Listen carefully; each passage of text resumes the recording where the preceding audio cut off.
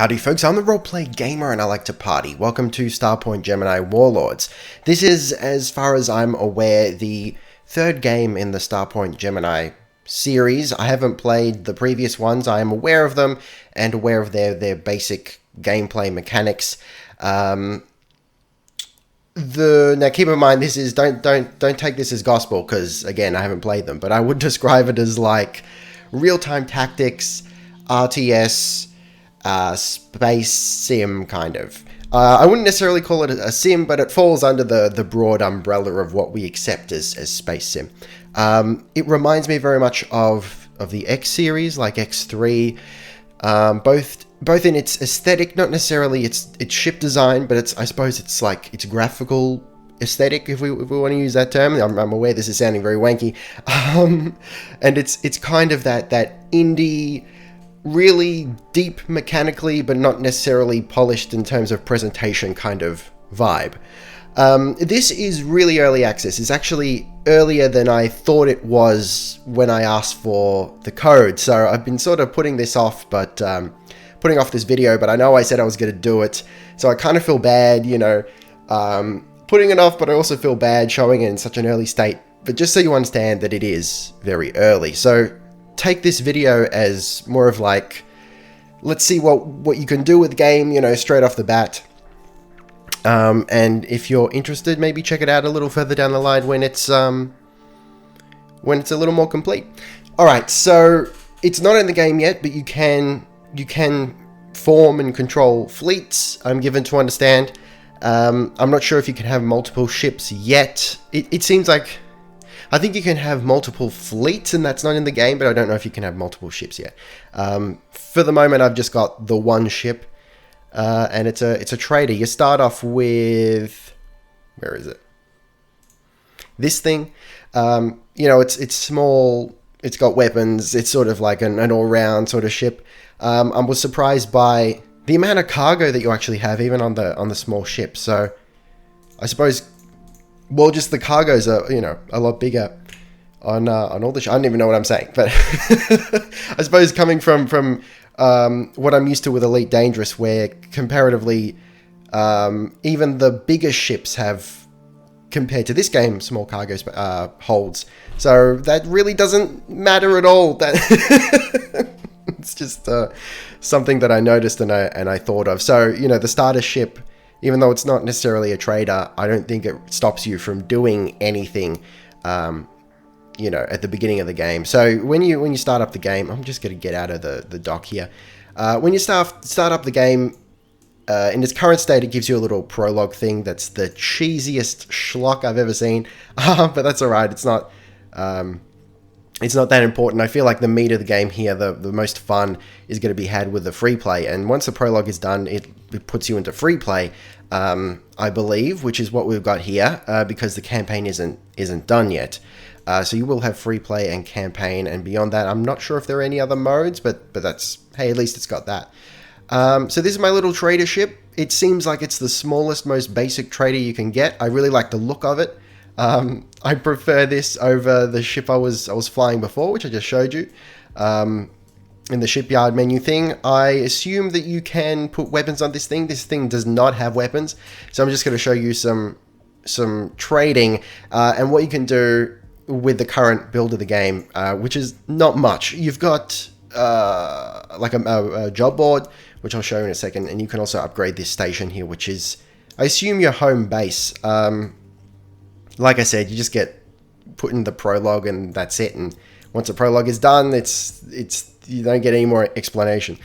So the impression I get is this is going to be a game of like conquering and defending sectors and taking over sectors and this and that, which is great, which is the kind of thing that I wanted from X3, Reunion or Terran Conflict. So this could be, my type of game when it's actually complete. I'm not sure what sort of options you're going to have in terms of mining and trade and whatnot. I know they're there. I just don't know how deep they are. Looking at reviews of this game and the previous games, it seems like that you have the option to do that sort of stuff, but the focus is more on combat. So how that's going to you know, pan out in terms of gameplay, I'm not really sure. I'm not sure if that means that the trading and the mining is going to be adequate, and the combat's just going to be, you know, really good, or if that means that the trading and the mining and whatnot is going to be subpar. You know what I mean? I don't know yet, but we'll see how we go. I kind of feel like you can't. How do you stuff up mining?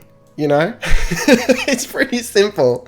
You click, you shoot. That's how it does. That's how it goes. So I actually really like. I understand we're not doing anything here. I'm not really showing you anything. I'm just sort of prattling on. Let's actually dock and we'll be on our way. Wait a second. No. We'll leave and go to the personal log. Do we have? Hang on. Delivery solved. I think. Hang on. We'll go to freelance. I think we just need to pick up a mission.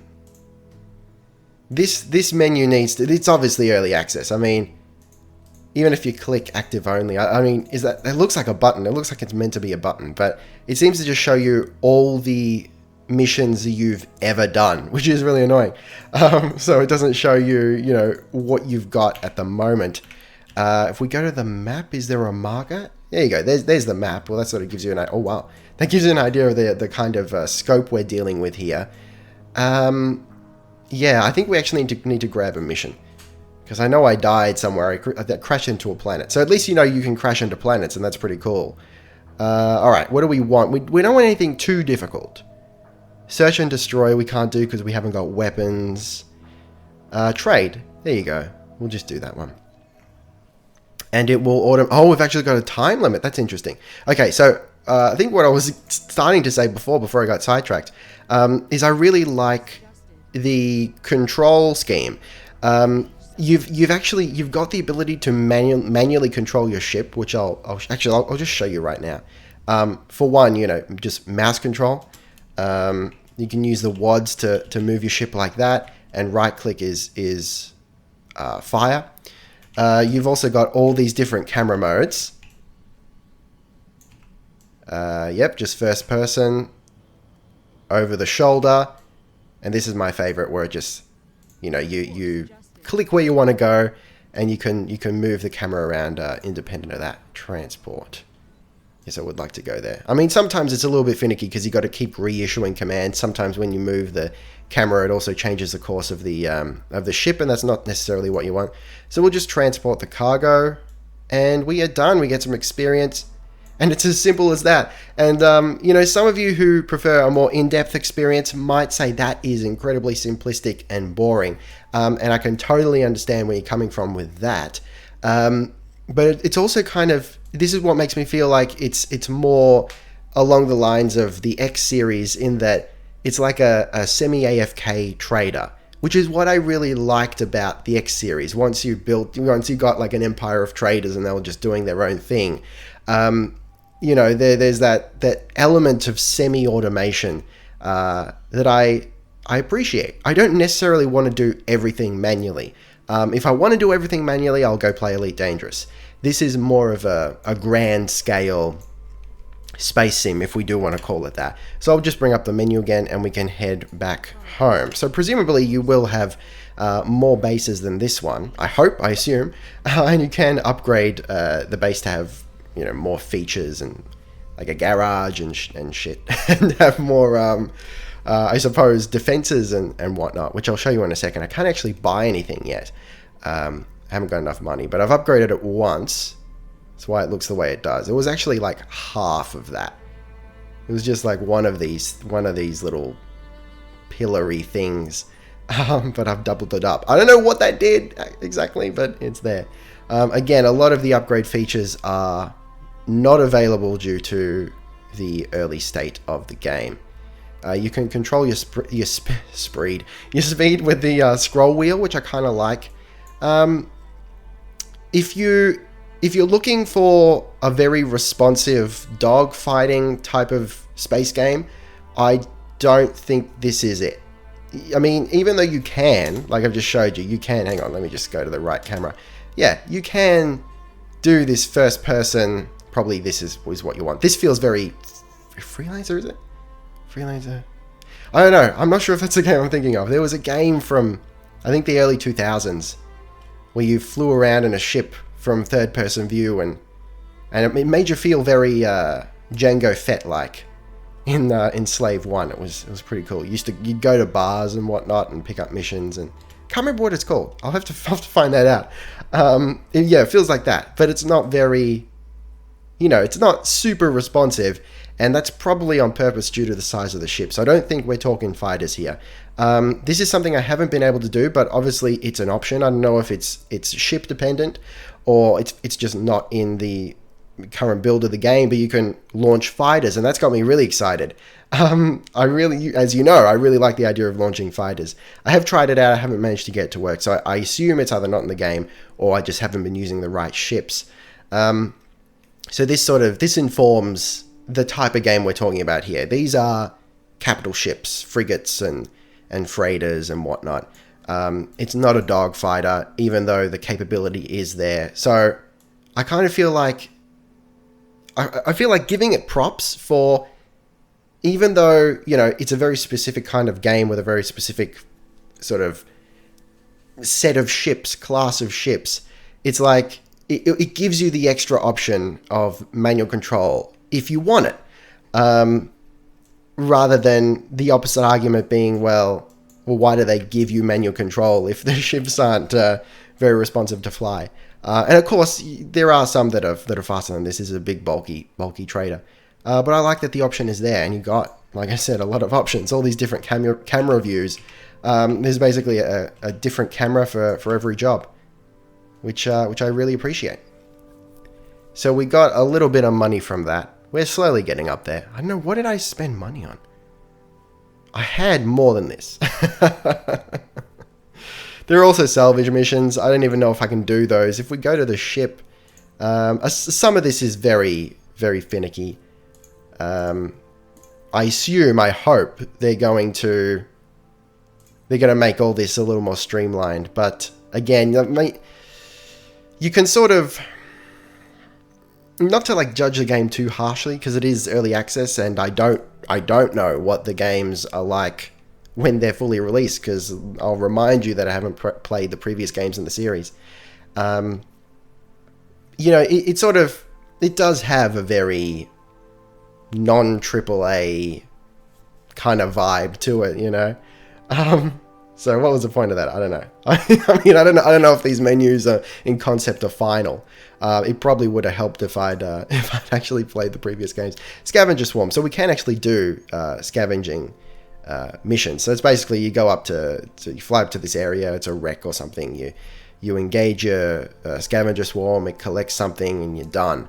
It's as simple as that. So, I can totally understand if some of you were thinking this is just like fetch quest heaven, and it is. But I don't know. It's just, I suppose it's the setting that helps. It's the fact that spaceships that for me, really, really makes a difference. And the simple control scheme that you can just go, hey, yeah, I want to go to that place.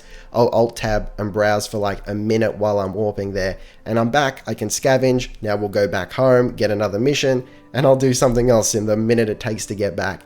I like it. It's something that I can have up almost at any point during the day while I'm doing something else, and not have to devote full attention to it, which is good. There's something, there's certainly a place in my Steam library for a game like that. Anyway, I won't drag this out any further because I feel like I'm just rambling now. You get the main idea of it. There's of course going to be a hell of a lot more than this, and there might even be more than this already in the game. But 2 hours in, roughly, probably more because I had another save file. This is what is currently available, immediately right in front of you. Just to sum up, you've also got skills here. So I suppose if you like, you could say that it has a couple of RPG elements in there. You do create a character with a portrait and whatnot. Can we go to that? Just thinking, where is that? Records. There we go. Yeah, you do create a character. You can name them, gender, the portrait thingy, which kind of feels very Baldur's Gate-y, so I like that. It's nice. Yeah. I mean, I wouldn't necessarily say, hey, go out and get it right now, because, again, it is very early. But, you know, if you're into this sort of thing, you're more relaxed, less hands-on, controlling everything sort of space game, yeah, I reckon this is definitely something to look out for in the future. Anyway, guys, thank you very much for watching. Don't forget to gently caress that like button. It needs love like everything does.